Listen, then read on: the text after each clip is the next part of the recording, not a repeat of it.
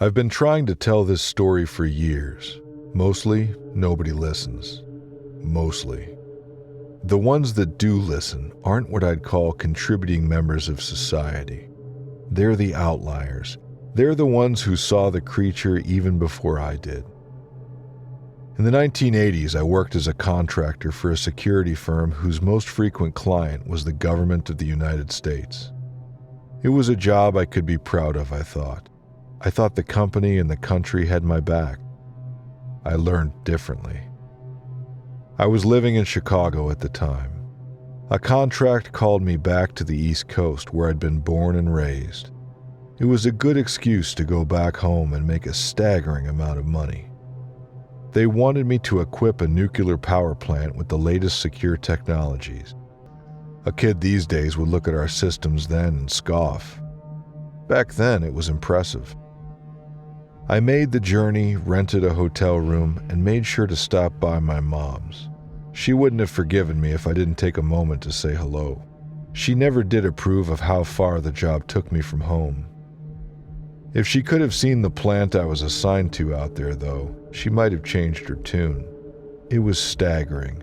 It felt like I was making a difference, protecting the power that kept the country alive. One night, though, there was a breach. The phone rang at 2 a.m. It didn't ring like normal either. It didn't ring, pause, ring, pause. It was one constant, alarming drone of sound. It shook me from the hotel bed almost immediately. When I brought the phone to my ear, my superiors were on the line. Something had broken into the power plant. Military personnel had already been dispatched to detain the trespasser. I was needed to assess their point of entry. I arrived some 40 minutes later. The place was in disarray. The only place I'd seen that much chaos was on the news. I focused on my job and tried not to let the military presence make me sweat. There were at least a dozen armed men on site. They looked scared to me. I found the trespasser's point of entry quite easily. None of my systems were to blame. The outer wall of the complex had been penetrated. The thick concrete barricade appears to have been hit by a small explosive. The wall was blown in and chunks of debris littered the lawn. I laughed when I saw it. It was inappropriate, I know, but I was nervous. I should also admit that I guess I was relieved. The chaos that was unfolding around me wasn't my fault. It wasn't the fault of my company either. We'd be clear of any blame. The commotion that erupted behind me sucked every drop of relief from my bones. I turned around to see the armed men wrestling with something. Its body was still mostly draped by a black tarp. The slick material swayed as the creature moved. I felt like I was looking at some monstrous version of the man with no name.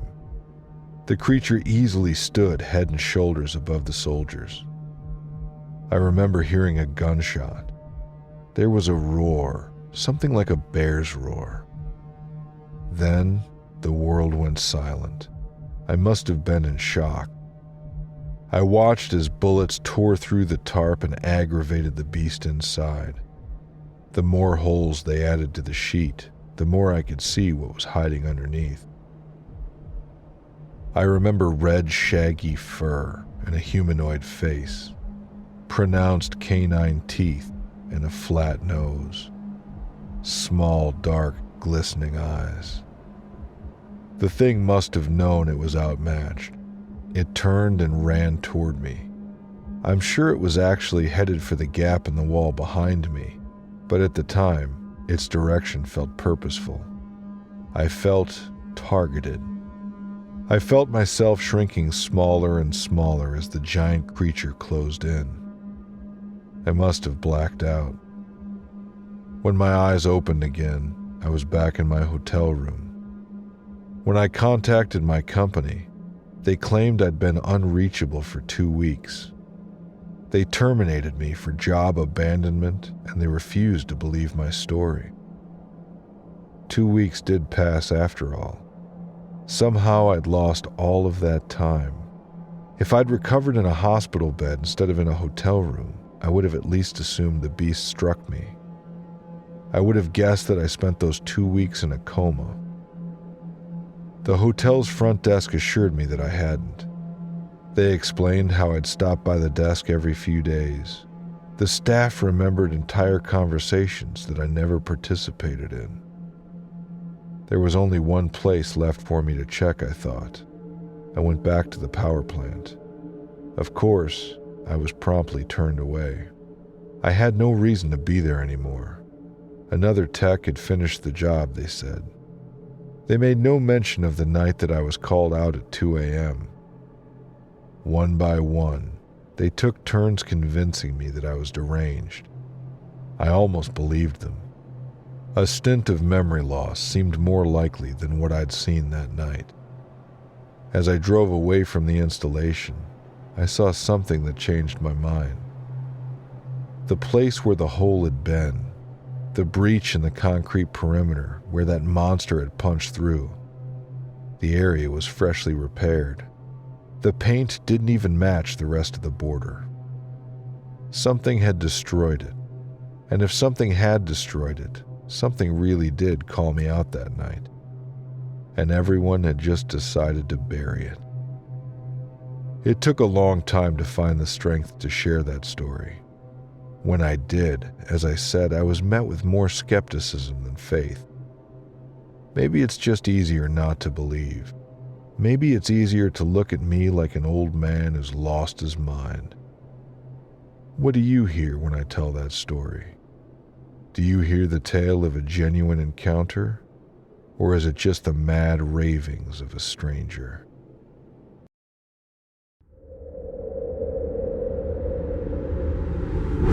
Years ago, I bought a house in Point Pleasant, West Virginia.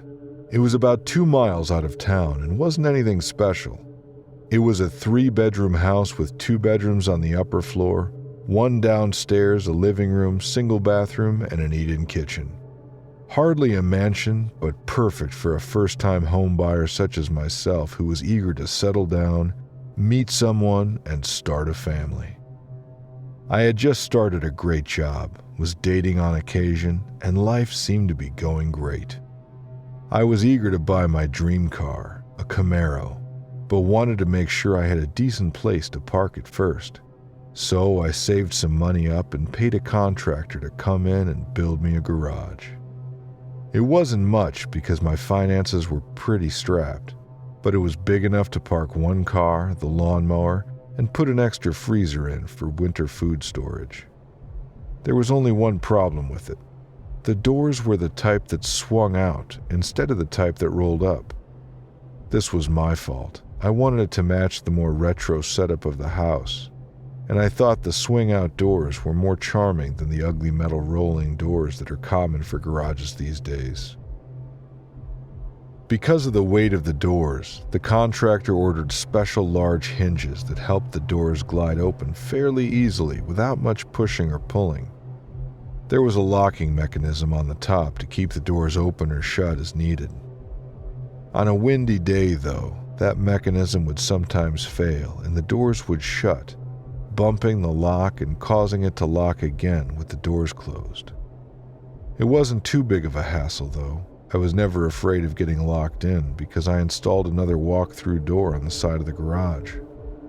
The only inconvenience was when the doors would blow shut while I was in town, and I'd have to get out of the car to open them so I could pull the car back in. That's exactly what happened on the day in question. I'd been at work all day and left my garage doors open. It wasn't a big deal for where I lived. Nothing bad ever happened there, and I had locks on my toolboxes and the freezer. Plus, I was far enough out of town that nobody was going to come out there and rob me, unless they knew exactly what they were looking for. And the number of people who knew me well enough for that was small enough that I'd have no trouble figuring out who it was if it happened. I wasn't scared of leaving the doors open. In my opinion, nothing bad could ever happen to me out on that little acreage, and there was nothing in the world to be afraid of. I found out I was wrong soon enough, though. When I got home that day, the doors were blown shut, and naturally, it was pouring rain. I was annoyed, but I wasn't going to leave my brand new cherry red Camaro out in the open in case the rain turned to hail, which it sometimes does in West Virginia. I hopped out of the car and ran through the mess of rain to pull open the garage doors. When I grabbed hold of the right door, though, and went to swing it open, I heard the most god-awful screech coming from inside the garage. I stopped and listened to make sure what I was hearing was right, and sure enough, there came that screaming again. I walked around the side of the garage and peeked through the small window that was attached to the side door, and that's when I saw a large mass with an incredible wingspan flopping around in the darkness, desperately trying to find a way out. I couldn't imagine what it could be. The wingspan was at least 6 feet wide, but I've heard of some falcons and owls having wingspans close to that. So my best guess was that some bird of prey had taken shelter in my garage at the beginning of the storm, only to have the doors blow shut and trap it. I wasn't sure what to do, so I went inside and called animal control. The officer on the other end of the line said my theory sounded about right to him, but that it would be a little while before he could make it out. If I wanted to get my car put up, I'd have to take matters into my own hands. He told me to simply swing the door open and stand behind it. The bird would fly out on its own and wouldn't hurt me. I felt assured by his guidance, so I went outside and did just what he told me to do. I unlocked the door and swung it backward, taking shelter on the other side. There are no words for the whoosh sound that emanated when the damn thing came flying out. Whatever it was powerful and huge, and I couldn't resist looking. So, despite my better judgment, I stepped to the side and peeked around the garage door. That was no damn bird. The thing had a body similar to a human being with arms and legs and a humanoid-type head. It flew backwards and upwards, scanning the ground for me before its glowing red eyes finally caught me staring at it from behind the door. It let out the world's longest and loudest screech before turning and flying away into the woods. I called a contractor the next morning to come out and quote me for an automatic rolling garage door. As nice as the swinging doors looked, I wasn't going to risk ever having to deal with Mothman again. A couple years later, I met someone special and we married. When we found out we were expecting our first baby, though, I insisted we pack up and leave West Virginia. I'd come face to face with what lived in those woods, and I had no interest in raising babies in its territory.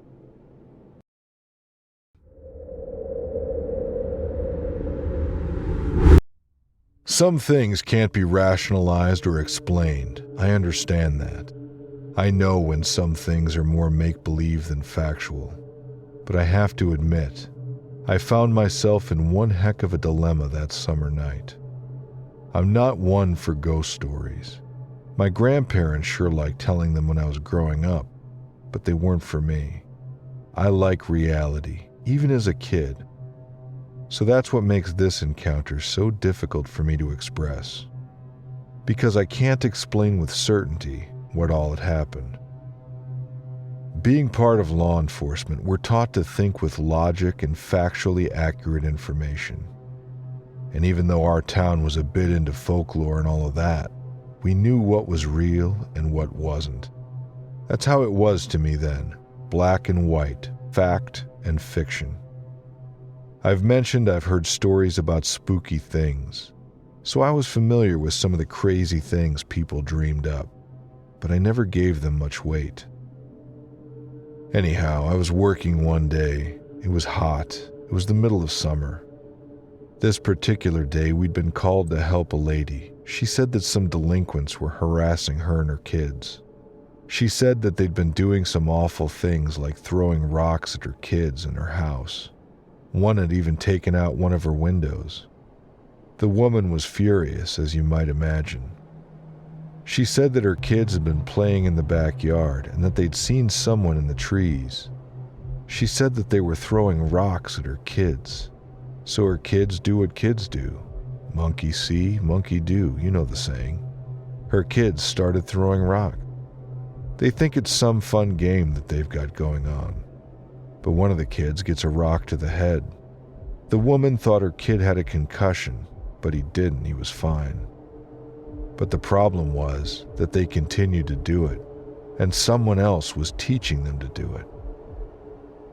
This was many decades ago, so teaching your kids right from wrong was very straight and narrow. If I had that woman for a mother, I would have been scared to get the belt, you know what I mean? But the woman said she was wanting to get to the bottom of the behavior and hold the juveniles accountable for teaching her kids such awful behavior. I agreed with her. Something needed to be done. So we went to the woman's home. Sure enough, one of her windows was busted out and one of the kids was still walking around with a bandage wrapped all the way around his head. It was a bit silly, the situation. Sometimes I still chuckle about it. But what we discovered was much more dark, I think, than some teenagers being knuckleheads. We interviewed the children and the mother. The mother just kept talking about how those kids needed to be punished and where were their parents. Sometimes when an old lady is worked up like that, the best thing to do is nod your head. Because nobody, I mean nobody, is going to change her mind. That's how my mother was too, and my sister. All of us in our family, really. When we have our minds made up, good luck.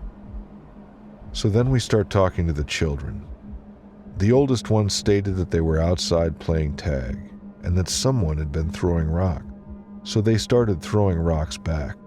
They said it was to teach the other person a lesson at first, but that eventually it turned into a fun game. The middle child, the one with the bandage, had said that they'd been playing this game for a couple of weeks now. They hadn't seen the kid who was playing with them, but they were starting to make good friends.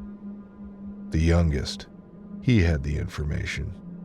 He said that the kid in the woods was more like a man, and that they could see their eyes in the trees, that they smelled awfully bad. But then he said, "Mama says we can't make fun of people for that, so we made friends." At this point, I'm starting to fear that the children are interacting with a squatter. But I don't tell the mother anything. I didn't want to frighten her. I stayed several days at the house, but it wasn't until the fourth day that the rocks started to hit the house again. The woman was angry and she started pacing around her house, shouting all sorts of things. But I told her that she needed to keep it down so I could catch the perpetrator in the act. She did as much, but she didn't like it. I quietly made my way outside, made my way out towards the back. Sure enough, rocks were flying past my head, so I had to keep ducking. Eventually, I found myself behind a big pile of firewood, and I just stayed behind that. Those rocks weren't stopping, so I had to start yelling at the person, but it didn't make much difference. Finally, I peeked my head around the side of the firewood, and I could see whoever it was hiding in the trees. It was a dark figure, and it smelled terrible, just like the kid had said. And it looked like as if it was watching me. The rocks finally stopped. I'm not sure if it was because they didn't have any more to throw, or if it was because it saw me looking at them. So I edged closer to the perpetrator, and it ran away. Before it did, I got more of a look at it. And truth be told, that thing was covered in dark hair.